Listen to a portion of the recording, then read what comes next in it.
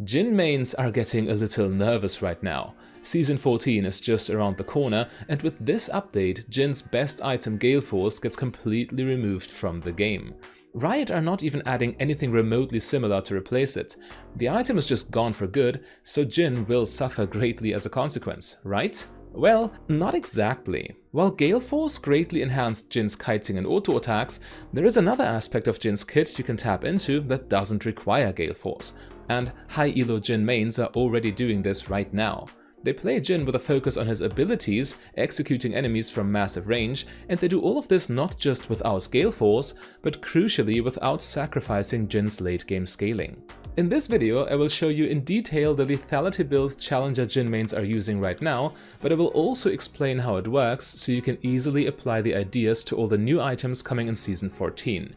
But speaking of Season 14, the new season could be your time to finally break into high elo yourself, and the best and most effective way to do this is private coaching.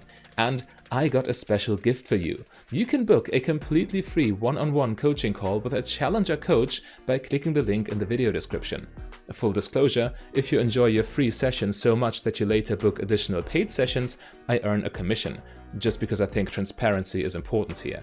However, booking the free session should be a no-brainer, since the coach will already push you in the right direction and show you how you can improve effectively in just one 60-minute lesson.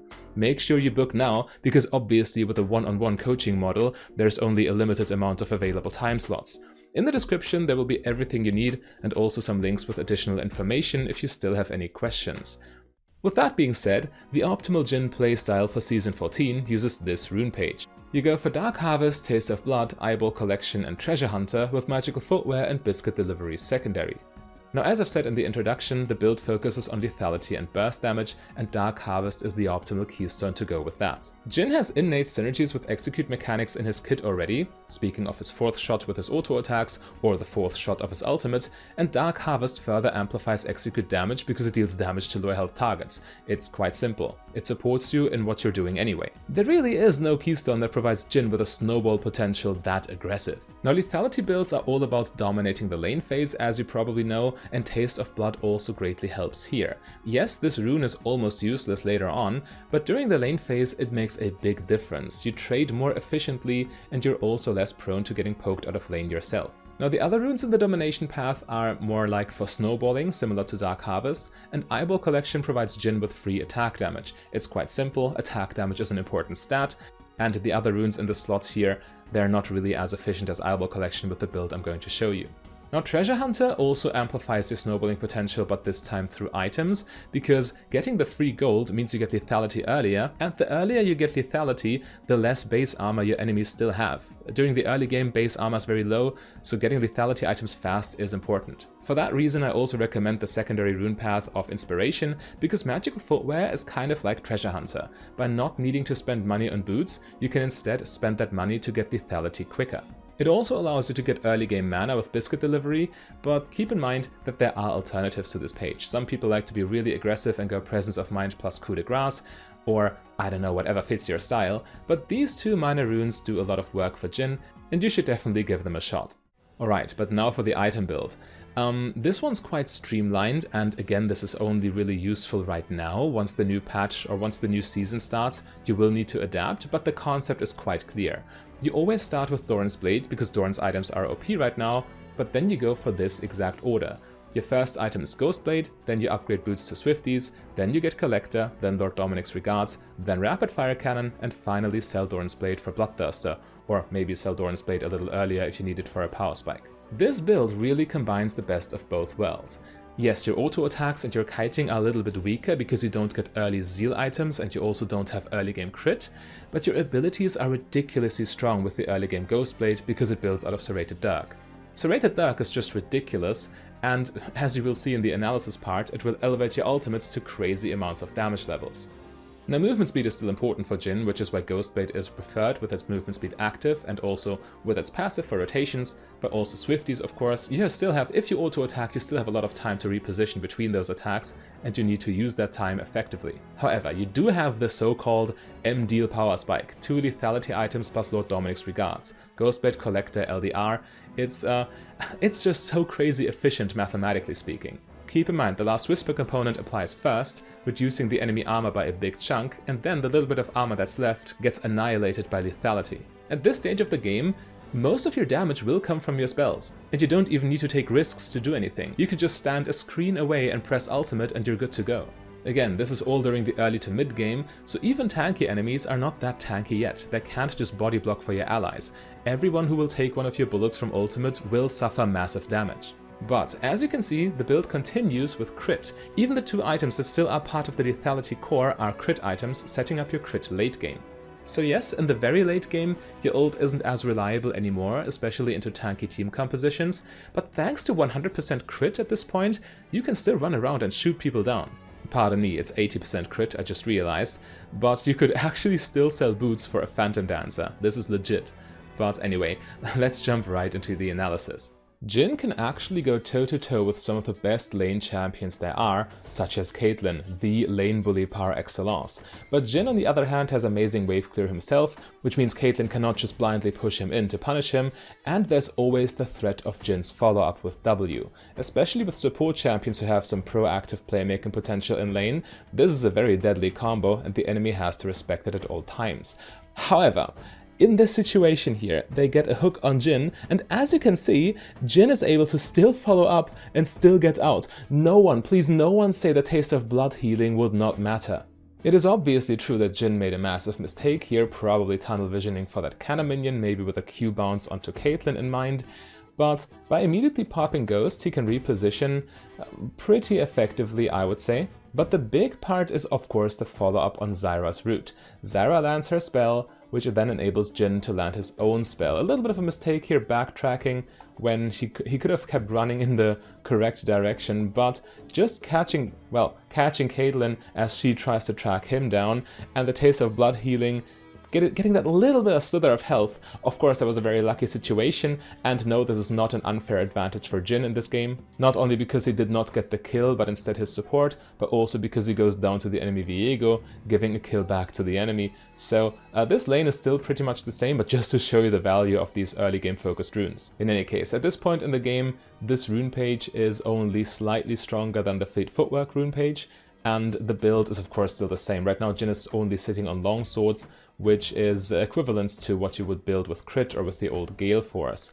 The true magic happens once you finish your first serrated Dirk, but until that happens you of course want to get your last hits, and if your support gets an engage you want to follow up on that of course, but farm is the name of the game, especially when you are against a strong early game laner like Caitlyn, like in this game for example. Of course Jhin has the luxury, because he is so strong early, to in fact react to whatever the enemy jungler are doing. So in this case there's not much happening because the enemy retreats immediately, but Jhin has the option to follow up there to keep his teammates safe, because he is not a weak early game AD carry like most of these champions are. Jhin has playmaking potential even early on.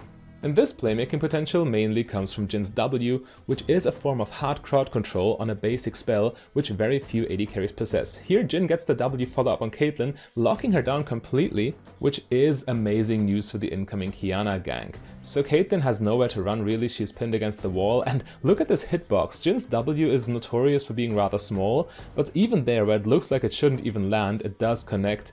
Caitlyn remains rooted the entire time, can't even do anything to get out of there. Qiyana then finishes her off, and Jhin is one of the AD carries that makes this possible. There are very few AD carries in the game who can actually set up plays for the team that early on. Yet, as I've said, the first big power spike happens when you get your first serrated Dirk. The item is absurdly strong in lane, the strongest component item any AD carry can get.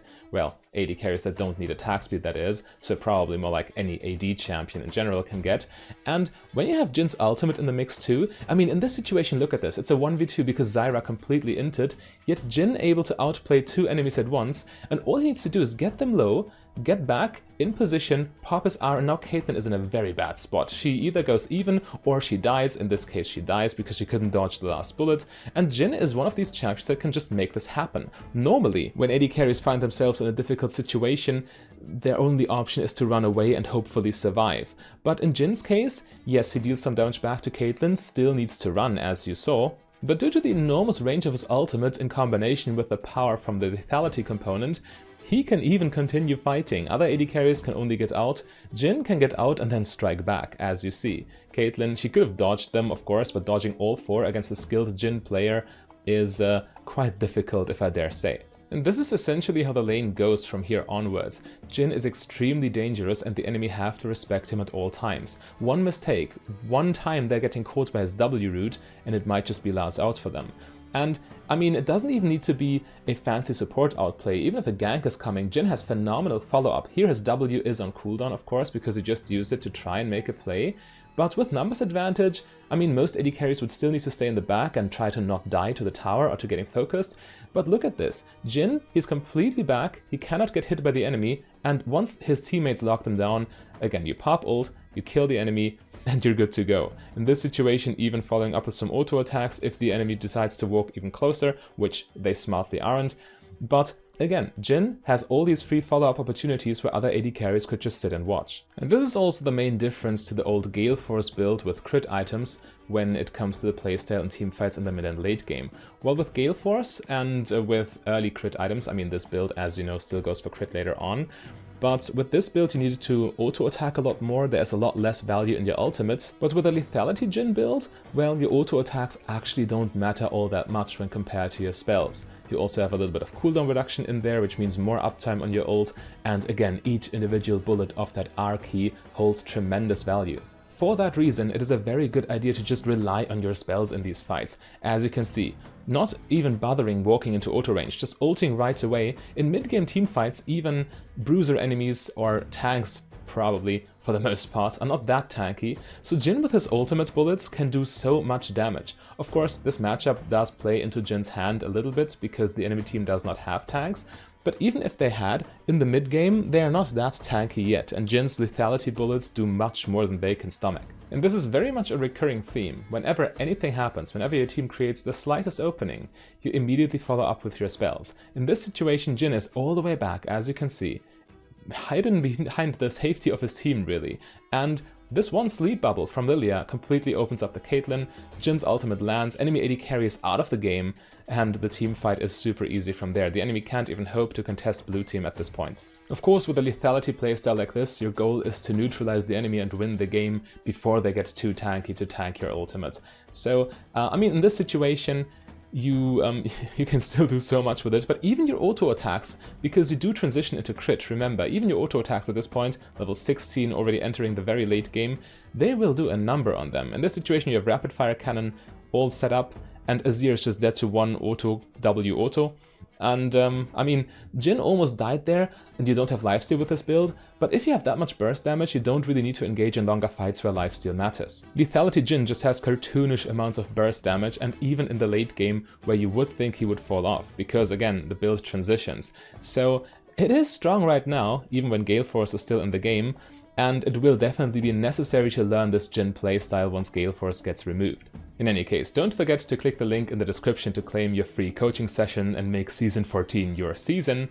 But also, if you want to see more burst-heavy AD carries, then I also got a Misfortune guide for you if you click the link on your screen right there.